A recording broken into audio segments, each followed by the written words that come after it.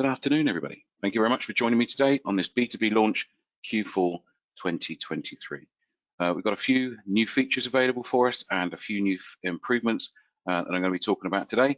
So I am going to make a start.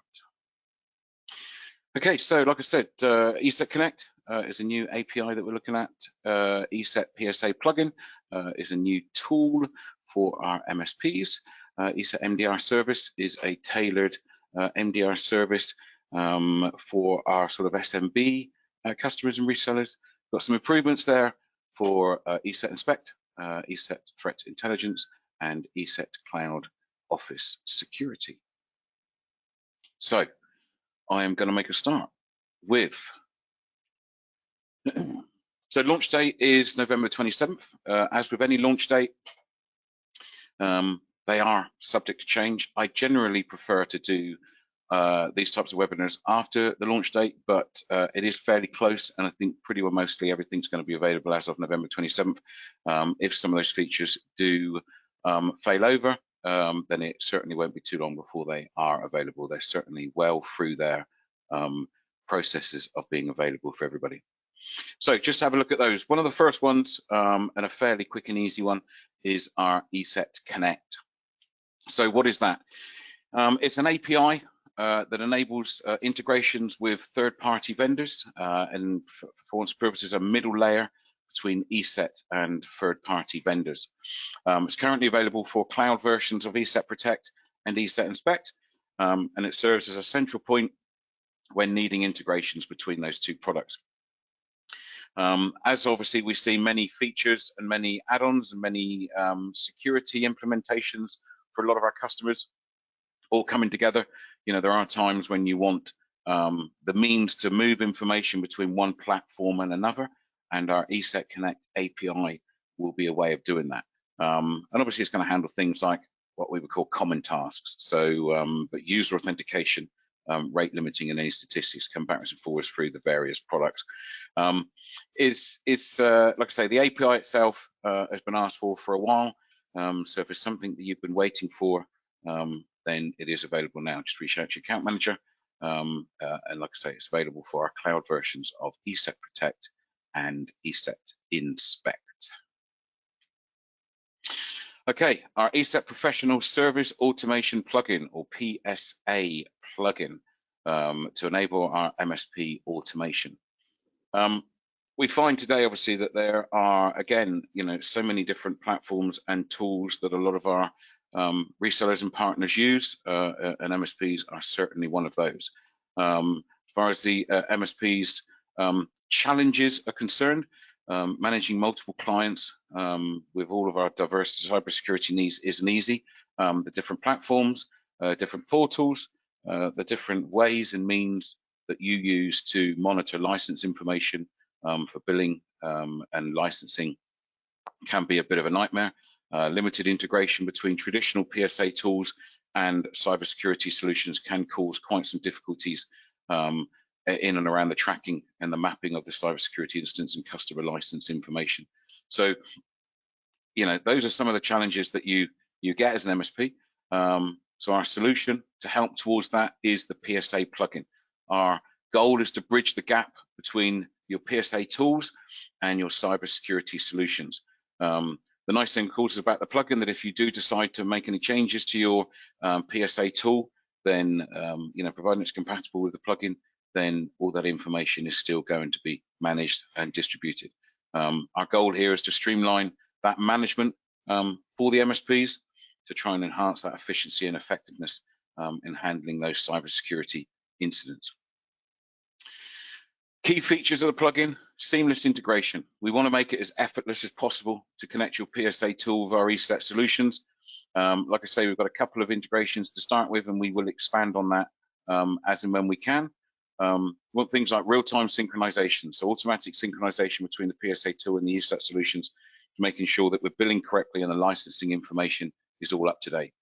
And ideally, a centralized PSA platform.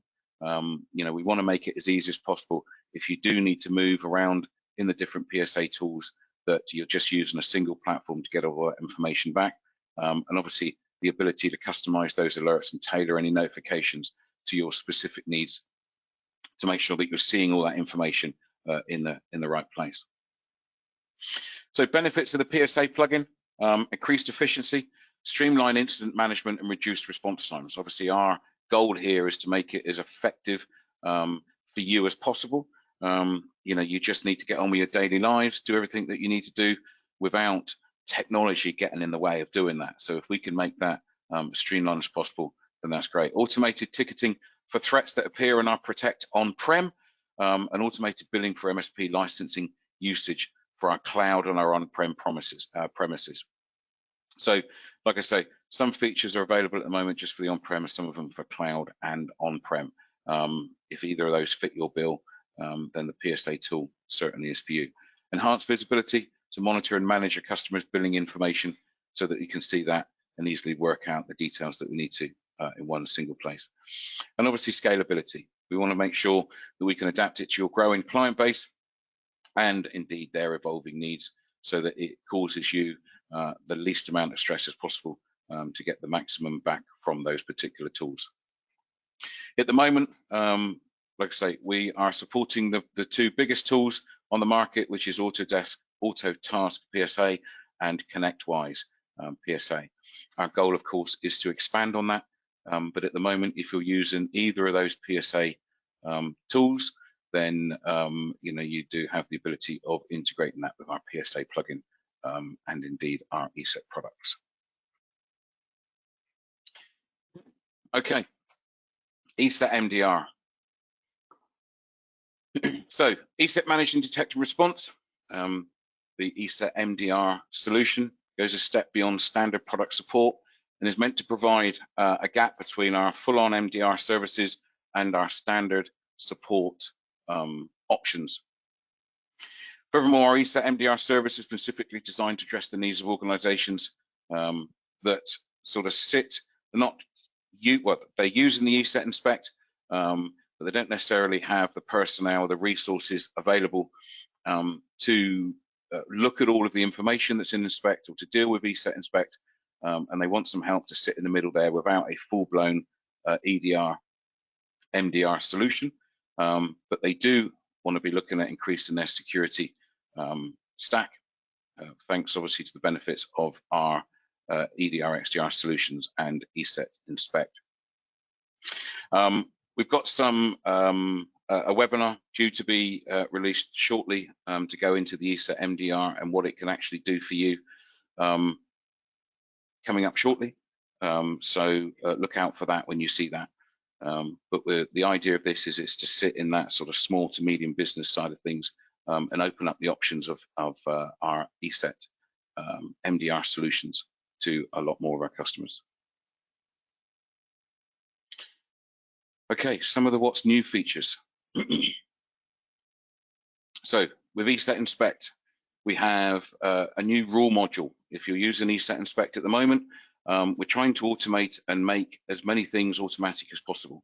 So whenever we detect a new threat and create a new rule to defend against it, the rule is automatically added to the module. One of the issues we have with ESET Inspect is there's an awful lot of user input required to manage it and get it correct. It's one of the few products that does actually require extra input from the user and monitoring sometimes on a daily basis. A lot of our products are install and forget for all intents and purposes. Once they're in and they're running, you don't generally have to do a lot with it. But things like Inspect do require, certainly at the beginning in the early days, some attention to ensure that it's running smoothly. So the rule module will look at any rules that are created or any threats and detections that we find, and will automatically create a rule for you. Integrations, exporting raw events is now possible using cloud storage. APIs for ESET Inspect Cloud are exposed to ESET Connect. So if you're looking at using the API in ESET Connect, you can move that information out of the platform ESET Inspect into the platform that you're currently using. Learning mode is turned on by default, and any exclusions are automatically enabled. Obviously, from a learning mode point of view, it will look at what's going on and will create rules based on the information it's seeing. And as with any learning mode environment, we would always advise you to check any rules that were created in learning mode to ensure that those rules are valid and correct for your setup. Multi-select and questions view. So whenever we look at asking you questions in relation to rules and configuration and optimization, there's a number of multi-select questions rather than just putting them to you one at a time, just to try and make that initial sort of interactions between you and make sure that user experience is as streamlined as it possibly can be. And also grouping of detections. So whenever we see a number of detections of a similar nature or occur at similar times, then we're going to start grouping them together for you. So they're not going to be scattered and distributed all over the place. The idea is that you should see detections that occur at a similar time or of a similar nature should all be together in the same group.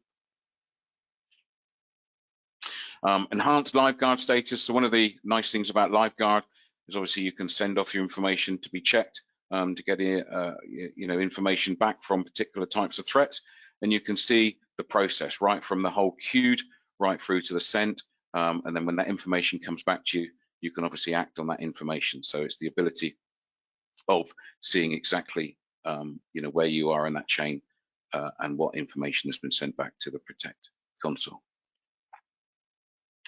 Our ESET Threat Intelligence ETI Portal version 2. So anybody that's potentially using ESET Threat Intelligence, the new ETI Portal version 2 is available.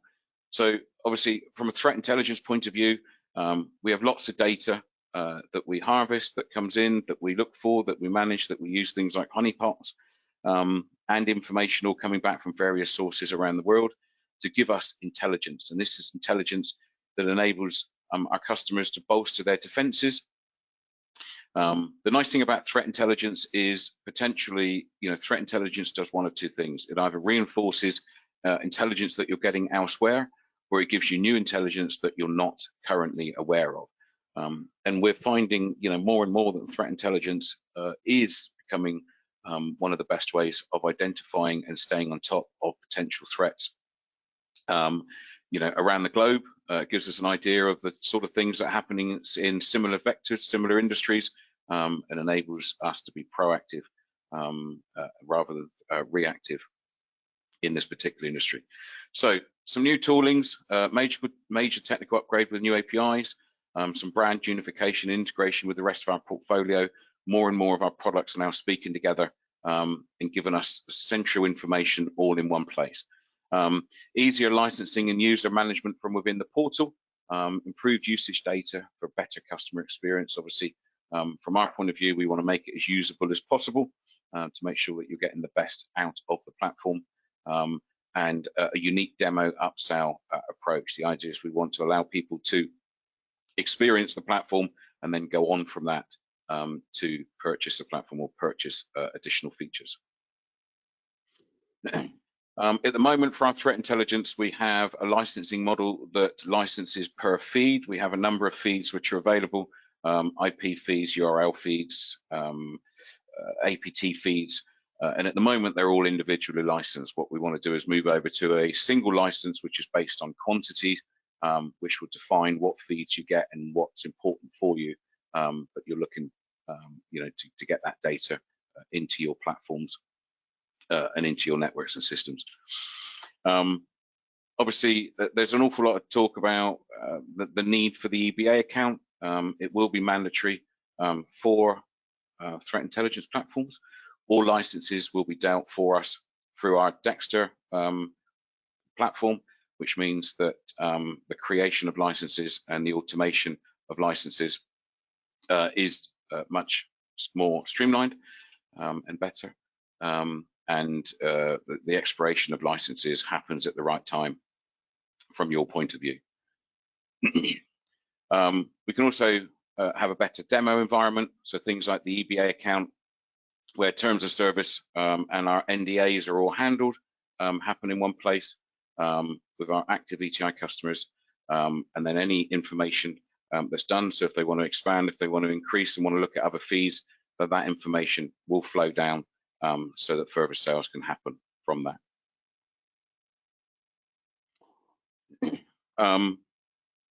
When it comes to migrating the old customers on ETI into the new platforms, then those will happen all by the end of the year.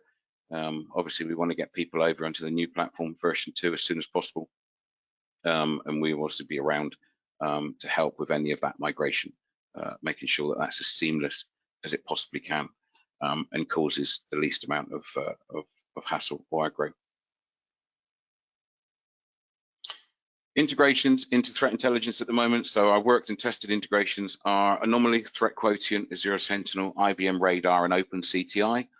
And ones that we're looking at shortly are Logpoint, Electric IQ, Elastic, Swimlane, Multigo, Duracell, and Greylog are the additional ones coming in for that. Just to give you an idea of what the new threat intelligence dashboard looks like.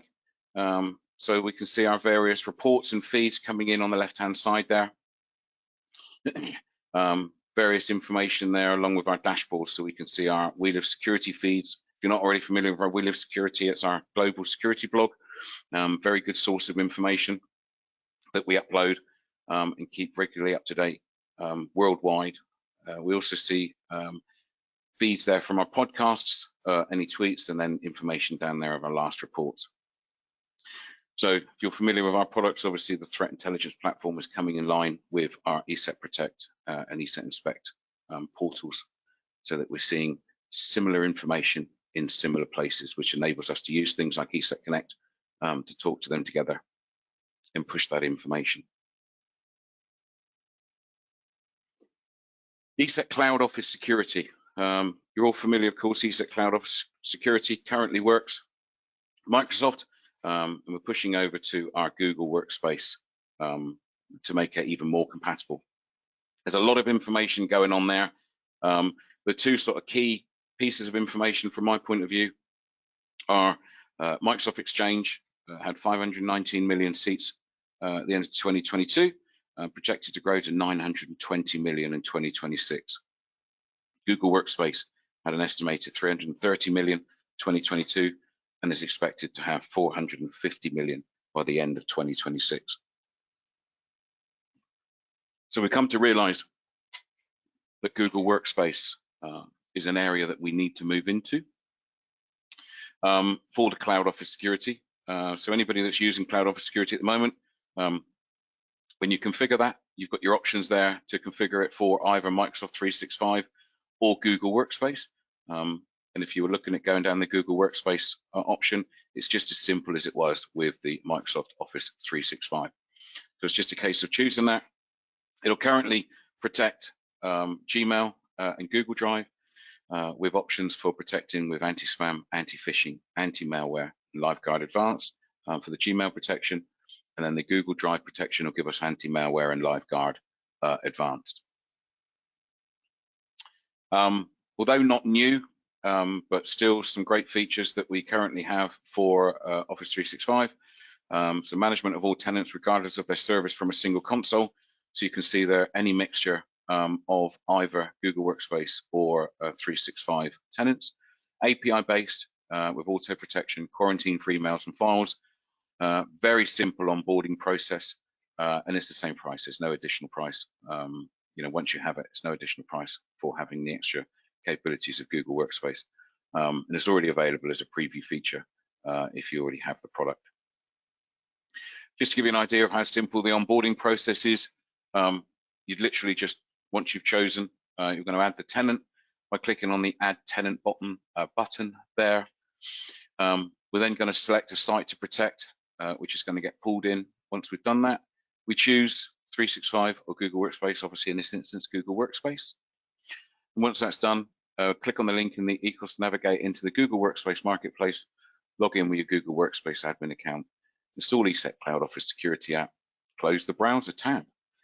And it is as simple as that. Once that's done, we'll see that it's done. Click on the blue button there to link your tenant with ECOS, and then just add your super admin account in the pop-up window. And that should be then done. Tenant is added. Registration is finished, and then literally we're done there. And as soon as we click next, we will start protecting those users.